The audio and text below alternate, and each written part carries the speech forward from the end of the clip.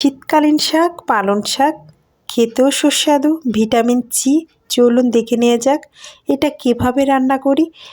এটা কেটে ধুয়ে একটা ডালার সাহায্যে পানি ঝরিয়ে নিলাম। একটা কড়াইয়ের ভিতরে দিয়ে পরিমাণ মতো লবণ, হলুদ, কাঁচামরিচ বেটে দিলাম। একটু পানি দিয়ে দিলাম যাতে মশলাটা ভিতরে যায়। 5 মিনিটের জন্য ঢেকে দিব।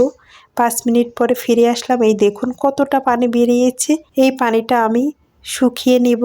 শুকিয়ে একটা ফ্রাই প্যানের ভিতরে পরিমাণ মতো তেল দিয়ে পেঁয়াজ, রসুন কুচি দিয়ে দিলাম। এগুলো সুন্দর করে আমি ভেজে নেব। ভেজে শাকটা দিয়ে দিব। দিয়ে একটু নাড়াচাড়া করে আমি কিন্তু নামিয়ে ফেলবো। এই দেখুন 2 মিনিট মতো নাড়াচাড়া করে নামিয়ে ফেলবেন। রান্নাটা কেমন হয়েছে কমেন্ট করে বলবেন। যারা সাবস্ক্রাইব করেন নাই প্লিজ সাবস্ক্রাইব করে দিবেন। লাইক করতে ভুলবেন না। শাকটা কিন্তু রেডি। সুস্থ থাকবেন, ভালো থাকবেন।